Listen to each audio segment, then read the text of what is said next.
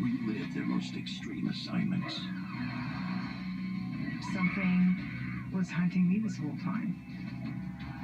Hardened veterans of the paranormal, these are the cases that truly tested them. I don't think I was ready for this. In Tennessee, 2 investigators are in for a night of horror at a haunted hospital. Man. Do it again.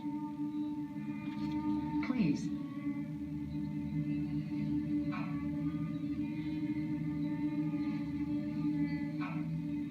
This epic guy's playing tricks on us.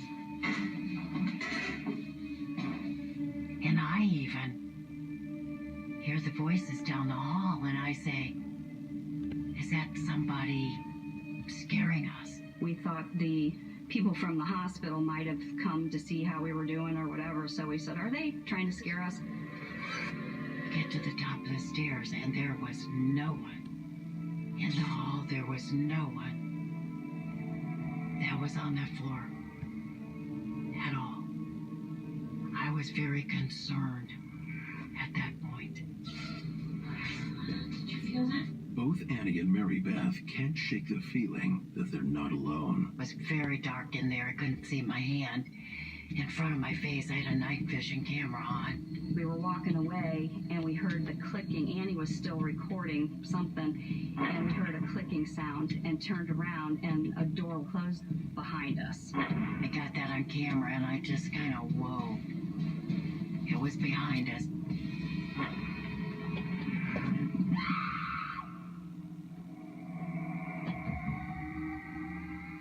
Outside Chattanooga, Tennessee, ghost hunting sisters Annie Very strong, something very powerful, something very haunted. I'm telling you, we could have just killed each other. That's not coincidence. That usually means we're in for one hell of a lockdown. Oh my god, I just heard get up here.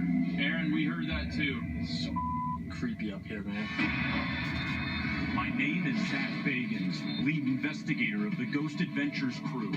I never believed in ghosts until I came face to face with one. You wanted us. You got us. So I set out on a quest to capture what I once saw onto video. With no big camera crews following us around, I am joined only by my fellow investigators Nick Roth and Aaron Goodwin. The 3 of us will travel to some of the most highly active paranormal locations where we will spend an entire night being locked down from dusk until dawn. You have reached your final destination. Hell. Raw. Extreme. Stop running!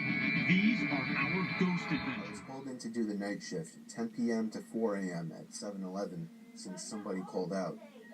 The store was located on a busy road in a rather quiet and rural area.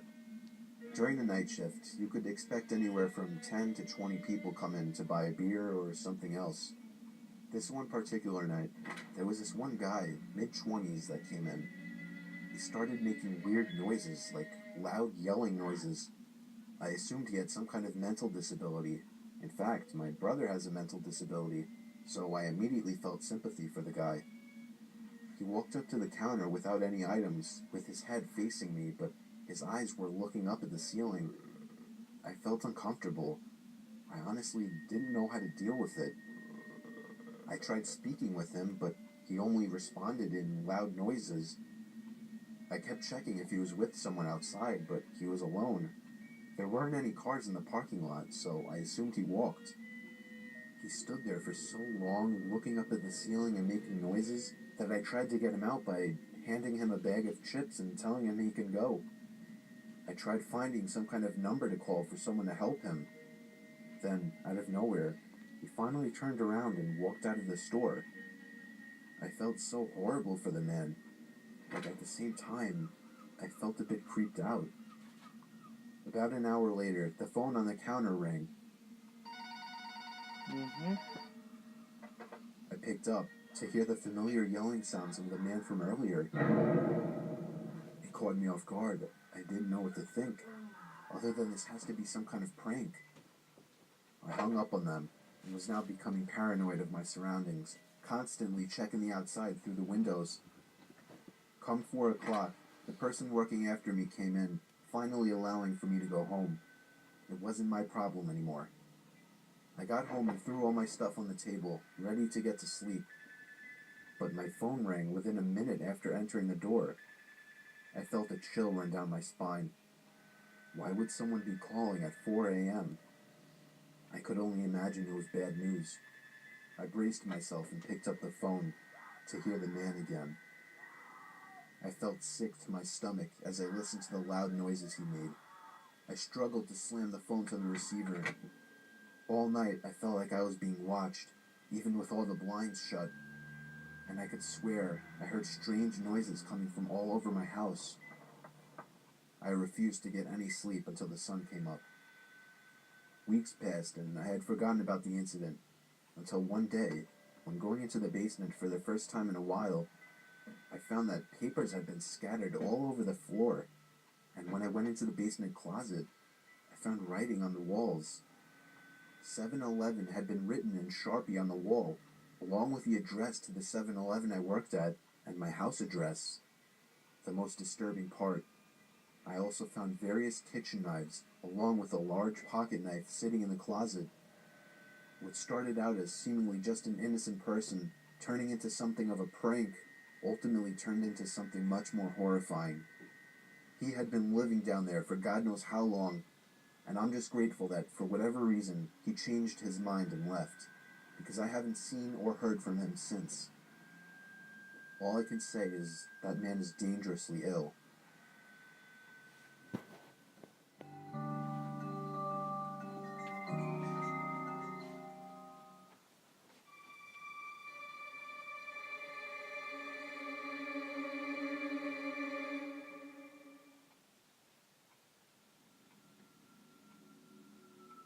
Chris had been working in KFC for 6 months, and in those 6 months, he had happily done his fair share of night shifts. But this night, he wasn't pleased at all. Everyone else got to go to the staff party, but he drew the short straw, staying behind to clean the entire place. Bloody pigs didn't bother sorting their crap, just dolled themselves up and bolted. Oh, Tanya, you'd think you'd want to stay behind and help, since I covered you all those other times, being the lanky tool I am. Nah, that useless twit would just throw more crap on the floor just to watch me suffer. Why the hell am I not the manager? To be honest, just being manager isn't much of an upgrade pay-wise, but bloody hell, this place would really be in the dumps. I'm the reason for half the obesity in this town, instead of Mickey D's. Who makes the best clucking fried adult chicks in all the land? Who prepares everything per instructions, down to the teeniest, tiniest tea? C'est moi. Huh? What was that sound? Am I imagining things? I'll just get it done. The quicker in, the quicker out. Cheap, crappy earphones strike again.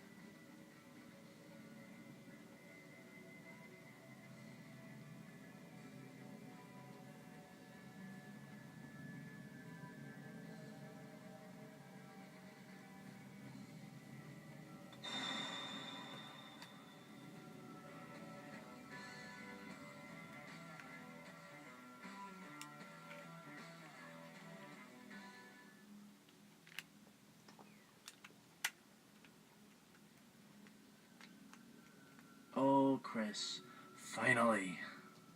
I'm done and high as... What?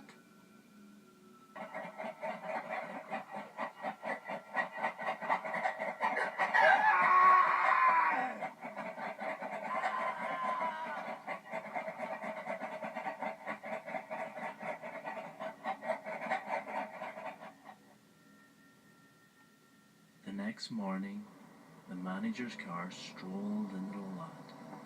His face was puzzled by what he saw. Chris's car slept here, so fired Chris slept here. You taking your sweet Precious time. Don't rush on account of me. You know, the place does look spotless. Oh, good job leaving the fryer on. Where the hell are you?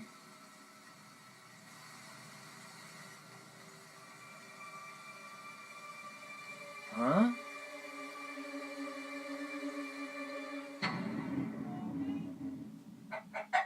Very strong, something very powerful, something very haunted. I'm telling you, we could have just killed each other. That's not coincidence. That usually means we're in for one hell of a lockdown. Oh my god, I just heard get up here. Aaron, we heard that too. It's so creepy up here, man. My name is Zach Bagans. On command. Do it again. Please.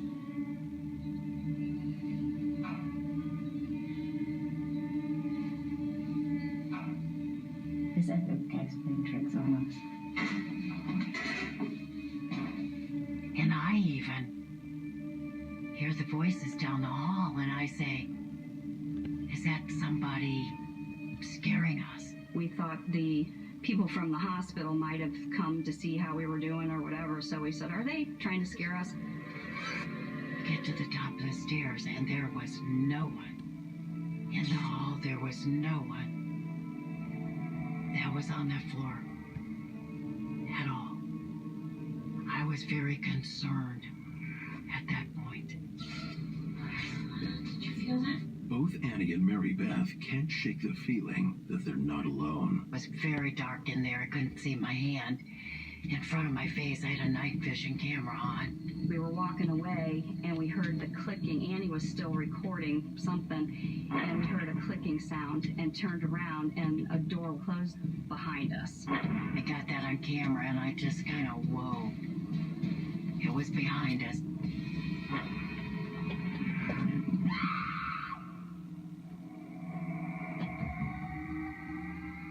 Outside Chattanooga, Tennessee, ghost hunting sisters